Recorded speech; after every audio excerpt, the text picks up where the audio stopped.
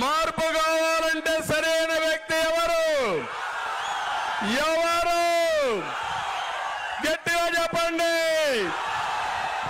మా ఓటు శ్రీకాంత్ రెడ్డి గారు. గట్టిగా చెప్పండి. మార్పు కావాలంటే సరైన వ్యక్తి ఎవరు?